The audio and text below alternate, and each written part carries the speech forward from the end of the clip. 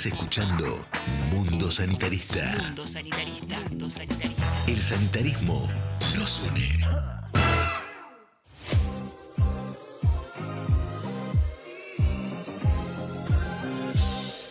Continuamos entonces aquí en este programa especial de Mundo Sanitarista.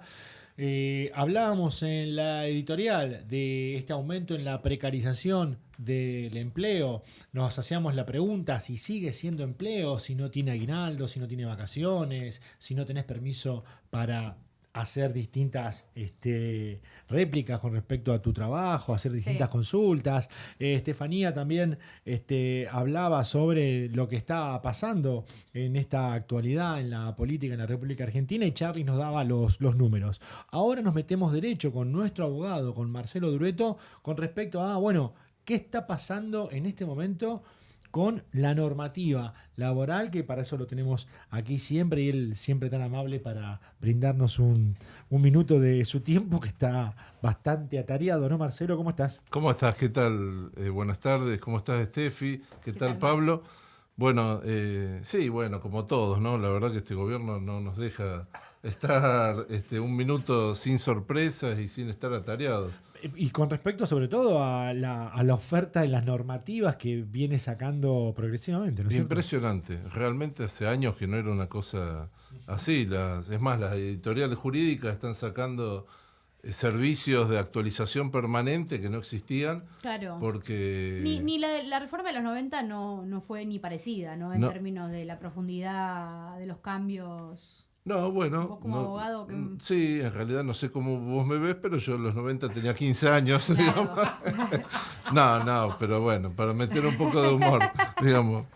A pesar de las canas. Pero la habrás estudiado, debes conocer. No, por supuesto, sí, pero sí, en todos estos años como abogado es la primera vez que se ve una cosa así, de una actualización, de necesidad de actualización tan constante. Claro. Bueno, y en esa tónica, el 1 de junio salieron 3 decretos que es importante rápidamente mencionar de qué se trata: el 407, el 408 y 409, que reglamentan la ley de reforma laboral, con algunas cuestiones que impactan en el día a día. Por ejemplo, los certificados médicos, que quien no envía certificados médicos, solicita ante un caso de enfermedad. Bueno, hoy van a tener que ser 100% digitales.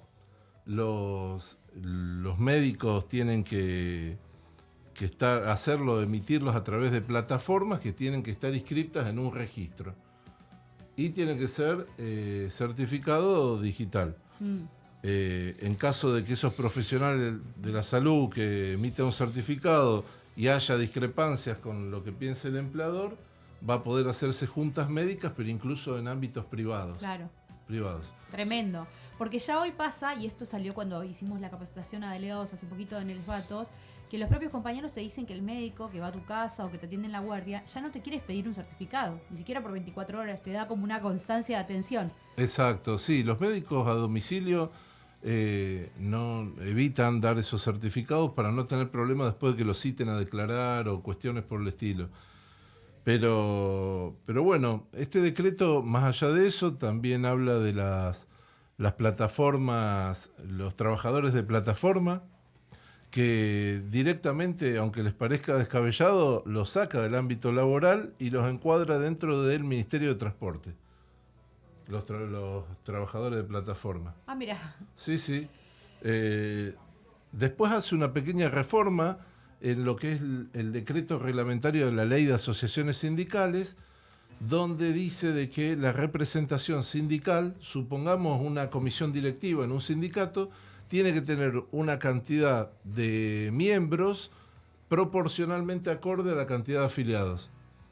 ¿Y cómo sería? ¿Y qué sería proporcional? Sí, claro. Por ejemplo, tenemos sindicatos... Pero no establece el detalle, me parece. No lo establece, pero supongamos, en obras sanitarias tenemos sindicatos a lo mejor con 1.000, 1.500 afiliados y tienen 20 miembros de comisión directiva, y tenemos sindicatos que tienen 150 afiliados y tienen 20 miembros de comisión directiva. Bueno, eso no va a poder ser más, se va a tener que adecuar, pero no establece cuál es la proporción. Marce, yo no soy un especialista, pero en mi tarea como delegado dentro de la 23.551, la ley de asociaciones sindicales, a los sindicatos les daba la potestad de cómo nos íbamos a organizar. Sí, absolutamente. Esto ya dejó de funcionar así, digamos, ¿no? Esto ya no es más así. Digamos, no dice que no van a tener la potestad, pero empieza a restringir cada vez más, claro. Te ponen distintas limitaciones. Exactamente, sí, tal cual. Ya había otras limitaciones con la ley que tenía que ver que cuando se sentaban a negociar en paritarias, que solamente se iban a permitir autoridades o miembros paritarios locales, con domicilio local. Eso sobre todo afecta no tanto a nosotros, pero sí a sindicatos de actividad, o sindicatos como Comercio, como la UOM, la UOCRA. Claro, UPCN, que son nacionales, ¿no? Exacto. Las uniones. Exactamente. Bueno, después el decreto 408, que regula todo lo que tiene que ver con el FAL, el Fondo de Asistencia Laboral. Ese Lindo fondo... nombre le pusieron, ¿no? Sí. Sí, todas grandes provocaciones también, ¿viste? Yo diría Fondo de Financiamiento del ANSES.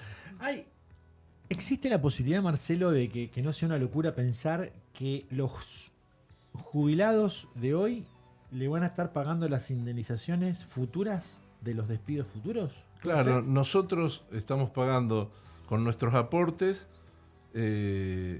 porque eso es salario diferido. O sea, los aportes nuestros son nuestra jubilación del futuro. Y siempre lo mencionan en las entrevistas Solá, del compañero de CGT. Secretario general de del vidrio, Sindicato ¿no? del Seguro, Del seguro. y secretario general de la CGT, parte del triunviro, ¿no? Exacto, siempre lo mencionan en los canales de televisión y hace escuela con eso, ¿no? Realmente de que los aportes jubilatorios son salario diferido. Bueno, eso sí. habla mucho el Flaco también, la obra social también sería un salario. Absolutamente. Bueno, el Flaco siempre está haciendo escuela, digamos, con las capacitaciones permanentes. La otra vez hubo una muy concurrida de delegados. Y creo que eso es una tarea que tenemos que hacer todos y que están haciendo, la verdad que lo están haciendo los secretarios generales a través del país. En algunas hemos participado. Es muy importante porque, por esto de que hablábamos un segundo antes de entrar al aire, todo el cambio que hubo también para los delegados y para la tutela sindical y esos temas que vos bien mencionabas. Que son fundamentales porque también tienen que ver con cómo los compañeros pueden ejercer la labor de representación, ¿no? Que digo, está muy acotado y muy limitado, ¿no? Por ejemplo, el tema de las asambleas, yo lo veo como muy preocupante. No sé si querés contarlo vos, Marce. El tema de las asambleas, bueno, lo hemos contado, pero lo vamos a reiterar, es algo que lo vamos a ir padeciendo de a poco y vamos a ir adaptándonos a nuevas formas. Las asambleas, hoy las horas que utilicen para la asamblea se van a descontar, van a ser sin goce de haberes. Y más allá de eso, antes de realizar una asamblea, hay que pedir permiso a la empresa, y si va a ser en un lugar dentro de la empresa, esto dice la ley, y ahora les digo qué es lo más llamativo. Dice de que si va a ser dentro de la empresa hay que pedir incluso el lugar específico donde uno la quiere realizar. Lo llamativo es que si uno realiza fuera de la empresa, fuera del horario de trabajo, no debería por qué estar regulado en la ley. Tal cual. Pero sin embargo, hay que recordar que te exige también que avises y que definas dónde va a ser y a qué hora va a ser. Sí, Aunque sea fuera del horario de laburo y fuera del ámbito laboral. es increíble.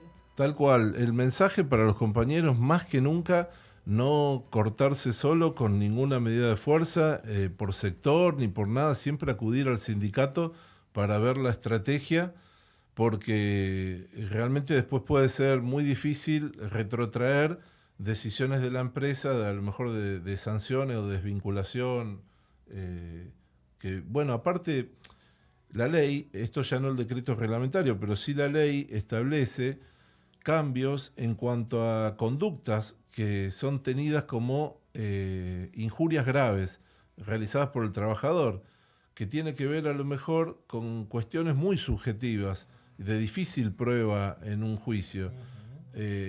Y bueno, y esas cuestiones subjetivas hoy en el entorno de, digamos, de la actual sociedad suelen ser para la contra del trabajador. Por ejemplo, incitar, dice, a otros trabajadores a una medida de fuerza.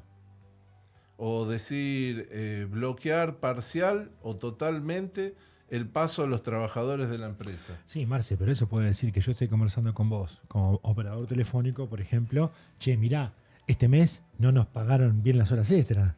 ¿Eso sería incitar a una medida de fuerza? Es decir, Entonces, bueno, entra dentro del ámbito de la subjetividad, como mencionabas vos. compañeros, no nos pagaron, hoy vamos a estar haciendo una asamblea para determinar a tal hora. Claro, No ¿cómo podés. va a ser juzgado eso? Tenés que ¿Cómo va a ser avisarle con visto? 48 horas de anticipación. Claro. Exacto, exacto. Pero uno avisa, supongamos que avisamos con 48 horas de anticipación, que es lo que dice la ley, definimos el lugar y después cuando uno comunica eso, es muy fino el hilo entre la comunicación y incitar a otros compañeros a participar de eso. Claro. Porque se abre todo un escenario de judicialización de esto, pero ¿por qué ya no lo estamos viviendo? Porque la realidad económica hace que los trabajadores tengan miedo y no judicialicen Tal estas cual. cosas. Tal cual. No, y el tema del permiso, a mí me quedó algo respecto de la reglamentación, que es que también para las 10 horas que te limita la tarea gremial al mes, imagínate qué haces con 10 horas. Imagínate Charlie, que justo estaba acá conectado, que es de Escobar, que tiene que venir a Les Batos desde Escobar y que muchas veces que viene por trámites de los compañeros se pierde el día, ¿no? Pero amén de eso, además, tenés que pedir también con 48 horas de anticipación para hacer uso de tus horas. Bueno, esto es llamativo. Las 48 horas que menciona Steffi son plazos que surgen muy comúnmente. 48 horas para pedir la asamblea, 48 horas para decidir en caso de un paro quiénes van a afectar ese 25%, y 48 horas en que los delegados tienen que decir voy a hacer uso de mis 10 horas. 10 horas por mes, y dice la ley siempre y cuando no afecte el normal desenvolvimiento de las tareas del sector. O sea, realmente O sea que todavía queda sujeto a ver si te la dan o no. esos márgenes de discrecionalidad son muy peligrosos porque permiten, digamos, limitar aún más o atemorizar aún más a un compañero que quiere desarrollar su tarea con amenaza de reprimendas. Entonces, Marce, digamos, para recomendar, primero, nada fuera de el esfuerzo colectivo a la hora de reclamar, como decías vos, ¿no? Tener principalmente cuidado a la hora de, che, vamos a hacer un paro, pará, habla con tu compañero delegado, habla con la comisión interna, con la comisión directiva. Exacto, no cuestiones de que por solidaridad con un compañero, por todo tiene que ser diagramado desde el sindicato. Eso es fundamental. Y después, bueno, sabemos que para el derecho de huelga nos han declarado como actividad esencial. Eso implica, para los compañeros que no saben, ¿qué tienen que tener en cuenta? Implica de que al ser esenciales solamente se puede afectar a la medida de acción directa, a la medida de fuerza, un 25% del personal. Pero no cualquier 25%. Un día antes de la medida de fuerza tiene que haber una reunión entre la entidad gremial y la empresa para definir en una lista de qué sector y qué personas pueden afectarse a esa medida de fuerza. Es descabellado. Sinceramente está todo como muy planificado para atar con esposas y cadenas a cualquier tipo de reclamo que vos quieras llevar adelante, cualquier tipo de acción solidaria que vos quieras hacer. Creo que sí, ahora viene la frase de estamos atados de pies y manos. Sí, realmente. Pero bueno, hay alternativas. De hecho, hoy la CGT está como uno de los puntos de la reunión. Sé por los medios, ¿no?, periodísticos. Hubo reunión de consejo, ¿no es cierto? Sí, hay reunión esta tarde. Ahora mismo, creo que mismo, a las ya está. 16 horas se juntaban y que también, hablo en voz, como dice Marcelo, por lo que leímos en los medios, están evaluando medidas de fuerza, alternativas, que por ahí implican paros acordados. Hoy ciertos sectores, mañana ciertos sectores. Bueno, hay que innovar, hay que innovar en la búsqueda. Creo que vinieron también con estas ideas de la OIT, ¿no? Exacto. Que son Que formas se de aprobó. paro a la francesa. Ajá. Así que me parece que está bueno, que va a venir otra oleada de lucha, porque no nos queda otra, digamos, porque realmente la situación es súper... no solo un retroceso enorme para los trabajadores, sino además un ataque constante, o sea, no te da respiro, que no va solo en la situación económica y la caída del poder adquisitivo, sino que va en esto que hablábamos, que son las libertades y el ataque directo a la forma de organizarse, ¿no? Y a los sindicatos, ¿no? Hay una búsqueda clara de financiar a las organizaciones gremiales también. Claro, sí, totalmente. No, de hecho, bueno, hay muchos cambios que lo hemos planteado ya en el programa que tienen que ver con eso, con desfinanciamiento de las entidades gremiales y el restarle poder de negociación y poder de... Ya está viendo, había pasado con Flybondi, que bueno, que había roto con lo que era el histórico convenio colectivo de actividad y había hecho un convenio colectivo de empresa, y ahora aparentemente estaría haciendo lo mismo Shell, que fue comprada por Vila y Manzano, se estaría trabajando en un convenio colectivo de empresa. Sí. Todo eso se tiende a digamos, disminuir la fuerza de negociación de los sindicatos. Sí. La atomización, La atomización de de la los organización, ¿no es cierto? Así es. Y no olvidemos que están en este momento también empezando, seguramente pronto, llamando a negociar los más de 150 convenios vencidos, bajo la nueva legislación, ¿no? Bajo esta ley que ya se reglamentó. En eso, Steffi, es muy bueno decirlo, ya está pasando. De hecho, nos están llegando las notificaciones a Fentos por sindicatos de todo el país. Ajá.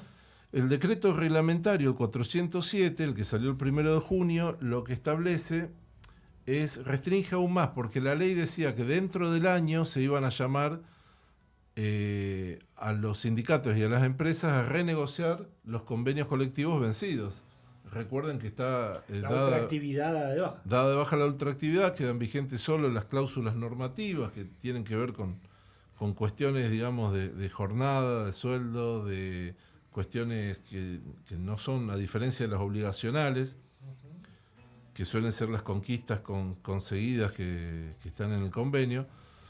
Entonces, esos convenios que están vencidos, decía la ley, en un año la Secretaría de Trabajo llamará para renegociarlo. El decreto 407 dijo en 30 días.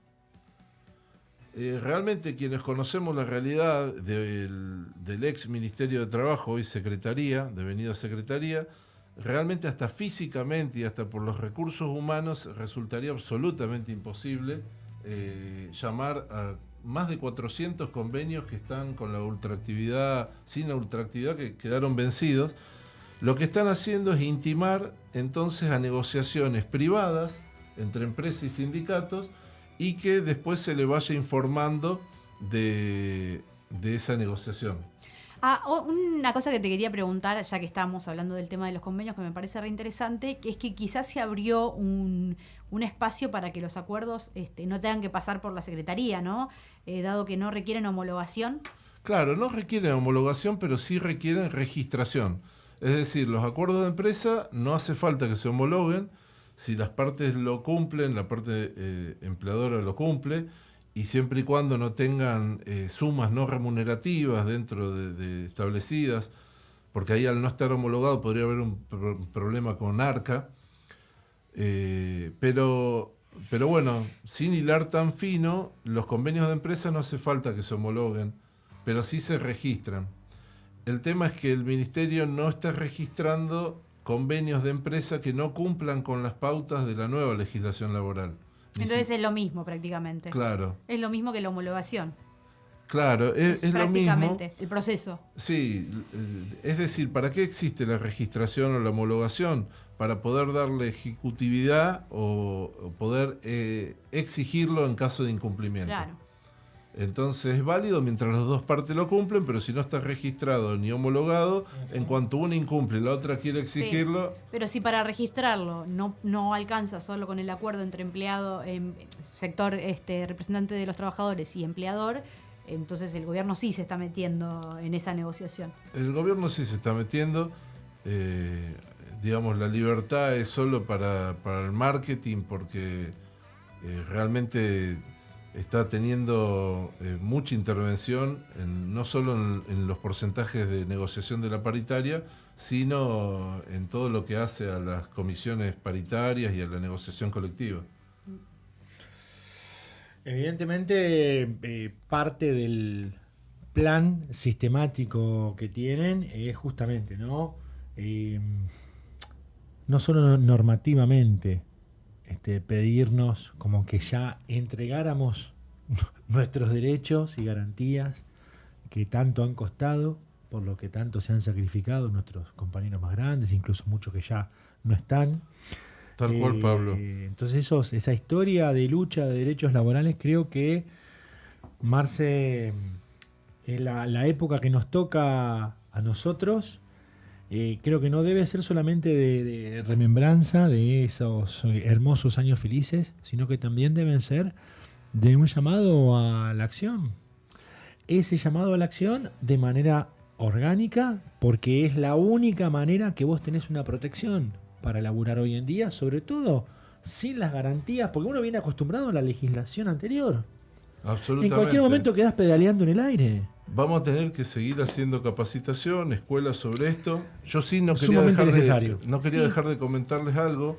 Cuando hablábamos de este 25% que solamente podemos afectar una medida de fuerza como Servicio actividad- esencial. Exacto, como servicio esencial. Esto ya existe, ¿no? Bueno, ya como servicio Sí. esencial, lógicamente Nunca lo dejamos de hacer. teníamos que tener guardias, asegurar guardias mínimas. Exacto. Sí, pero ahora te establecen un porcentaje ellos. Porque Exacto. antes, bueno, nosotros sabíamos con cuánto garantizábamos la operación. Y le metés para Claro. adelante.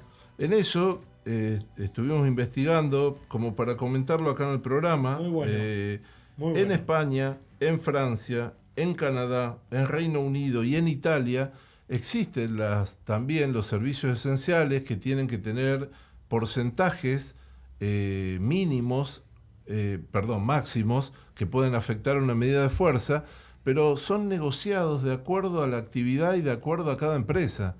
O sea, no es que, decimos... Tabla rasa para todo. Claro, No. exacto. Y acá se te meten en la actividad y determinaron esenciales tareas que nunca lo fueron. Por ejemplo, las tareas de comunicación. No, ahora parece que todo es esencial. Sí, la educación también. Claro. Absolutamente.